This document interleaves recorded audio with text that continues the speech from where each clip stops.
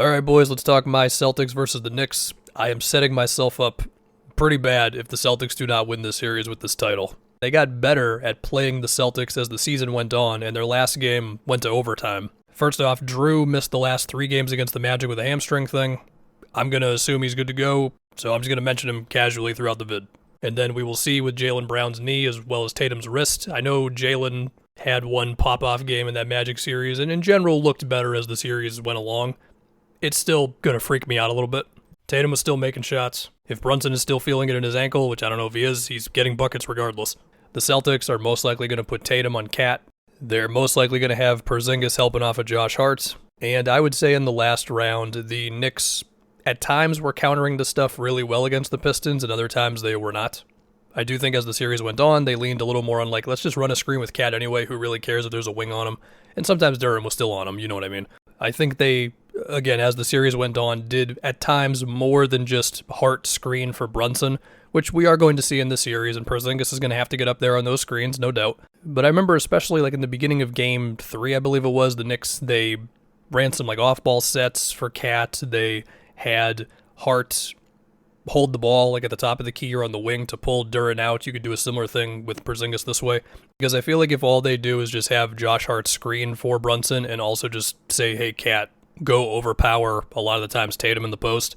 I mean, they're still going to have some success with that, but I also think the Celtics will get used to that stuff. The help on Cat will get better if they have to bring help, all that stuff. But with that said, let's go to Cat. So in the last game they played, Cat was doing work on the post, some of it on Jalen, some of it on Tatum, even a little bit on Drew. So that'll be step one. But also, as I've said many times in the Pistons series, with Cat shooting, if the only thing he's doing against these smaller Celtics is making tough hook shots, tough turnarounds, whatever, I don't think you're getting the most out of him if you're the Knicks. Now, if he just makes every single one of these, then okay, maybe it's not as big of a deal. We'll see how much help the Celtics provide on those. My guess is, out of the gate, not a whole lot. Now, I can't go too long without talking about Horford, who I'm guessing is going to be on Cat at times in this series, and when he's able to just be a brick wall in the post and anticipate your moves and not foul you and get a good contest off, well, there's a reason I love the guy. Now, Brunson would put him in screen actions. I'm assuming Drew will be all over the place defensively. In the Magic series, he had stretches on Paolo. He's already guarded Cat some this season. He can pressure him on the perimeter. Obviously, he can switch any Cat screen, and he's a tank in the post, even if he's given up a lot of height. So we'll see with Cat. I mean, my prediction for Cat in this series, it's going to be similar to the Pistons series, right? He's going to have some games where he goes off, some games where he just makes all of his tough stuff in the post. I do think the Celtics, at times, if they want to, could bring doubles, and I don't think Cat is going to consistently make them pay for that stuff. And some of this could be easier if Porzingis is able to really help off of Josh Hart. But, I mean, we're in year 10 of Cat at this point, which sounds crazy to say, but we are. I do feel like if he was going to show some signs of, I can kill any help defense you throw at me, it probably would have happened at this point. He can still make some nice passes, don't get me wrong. Now, as I say all this, anytime the Cat is matched up with Porzingis, the Knicks need to hone in on that and immediately run a Cat-Brunson two-man game. And also, the Pistons series, going faster to get Cat some trailing threes, that's a huge way to get him some stuff. And then if we can go to Brunson, I mean, Brunson's going to score, we all know this. I guess what I'm just wondering is, does Drew just have a 4-minute stretch every game, or he just doesn't allow Brunson to go anywhere, I guess? I mean, sure, between Tatum, Jalen, Drew, D. White, the Celtics are going to switch a whole bunch of stuff. Porzingis is probably going to end up switched onto Brunson sometimes, and some of the theme of this for Brunson is going to be can he just finish in the paint as Porzingis is helping way off of Josh Hart? The answer is yes, Brunson is going to score.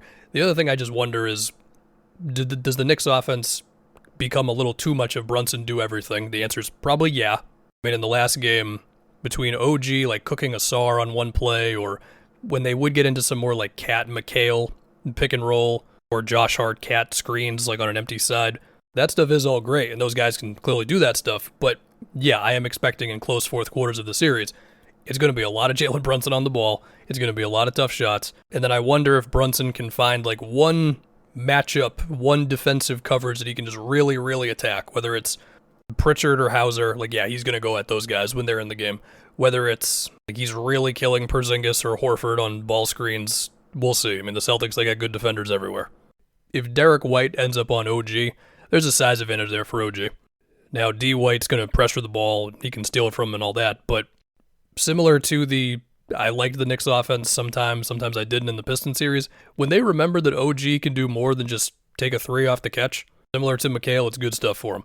And then last thing, Mitch and Josh Hart are going to go for offensive rebounds, and the Celtics need them to not get too many. Duh. All right, on to the other side. So the Magic were able to make the Celtics somewhat uncomfortable by switching a lot, staying home on shooters, running them off the line. Celtics figured it out by the end, whatever.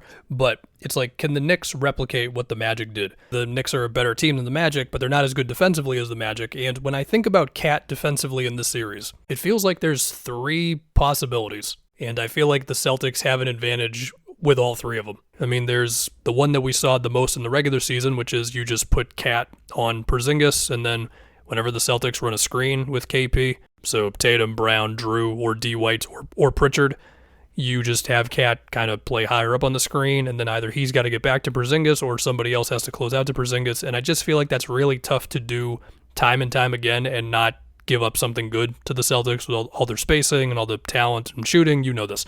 However, the other options are you have Cat switch, and I feel like Tatum and Brown are going to feel very comfortable if Cat is switching onto them, even if he is a big guy, if you try to drive at him. And also KP would have a size advantage as well, even if you can try to knock him off his spot some.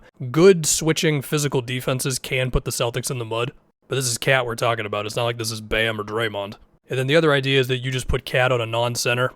And yeah, the Grizzlies got Drew to take like 17 threes in a game by doing this, but it's just really tough to do that with your center against the Celtics. So we'll see. I mean, Tibbs, for the most part, has played this pretty normally with Cat. It's just put him on the center and we'll figure it out. Close game they had like a few days before the playoffs. Mitch had a great block on a Tatum 3 when he switched on to him late there. And maybe Mitch with Cat could just throw the Celtics off rhythm enough with physicality, toughness, the whole thing. But they're still spaced out and tough to guard. Now, KP hasn't played great in all the games he's had against the Knicks this year, but he was amazing in the last game. And they had no answer for him getting open on screen actions. And I feel like the best bet the Knicks have to not get torched in these things is that OG and McHale or Josh Hart. I mean, OG, I'm guessing, is on Tatum most of the time. He was on Tatum the majority of their last game. And then it was actually a bit of a mix between like McHale and Josh Hart in the last one on Jalen. But if they can do a hell of a job at keeping the Celtics away from just coming around those screens cleanly to help out Cat, that might be their best option, because besides that, I just don't know how you're going to not put yourself in rotation and also not switch. Cat will end up switch sometimes. Besides all that, we know the Celtics are going to put Brunson in a bunch of actions, whether that's his guy screens for Tatum or Brown or the other way around, Tatum screening for one of the guards. They love to do that. As long as the Celtics don't take the entire shot clock to get the mismatch there, that'd be cool. The Knicks will try, like they did in the Pistons series, to hedge and recover Brunson away from any of these switches, but that still gives you opportunities to attack. Tatum will try to muscle Bridges whenever he has them on him, but I'm guessing it's going to be more so OG on Tatum, or you might have to go a little more screen stuff because OG, big, strong guy. Jalen will try to get physical with Bridges as well. And we will also see how Tatum and Brown deal with, at times, the Knicks. They're going to be collapsing the paint. I feel like they're going to be mostly fine. I mean, the floor is spaced. They've both continued to improve as passers, and they've faced better defenses than the Knicks. I know OG is great, but he's one guy, which is why I once again think about Mitch a lot for a series like this one. But outside of screen action stuff, Tatum has been mostly great versus the Knicks, and Jalen has been a bit more shaky. And then as far as Derek White, I mean, he's going to be D. White, man. He's going to take any type of shot you can imagine. He's just not going to do it to the degree that Tatum and Brown do. Off the dribble, off the catch, driving, the whole thing. So we'll see. They'll bring extra bodies on him. The Celtics will take a million threes. That's how this thing goes. Unless I am underestimating the Knicks' ability to also put the Celtics in the mud, similar to how the Magic did. At times, not the whole series. Also, a little subplot for the Celtics. Could Drew or Derek White, but I'm guessing it's going to be Drew, just kind of cook against Brunson sometimes. The Knicks will dare Al Horford to shoot threes because you got to pick something with the Celtics team to give up. Pritchard and Hauser will take a lot of threes, as you know. Tatum is going to shoot a bunch of sidestep threes, and hopefully not too many, because there's a point in which it's like, all right, Tatum, let's relax a little bit. And they're going to dare Drew some as well. Anyway, I'm going to go with the Celtics. You knew that. Everybody knew that. Like, it wouldn't surprise me if the Knicks got it to a Game 6.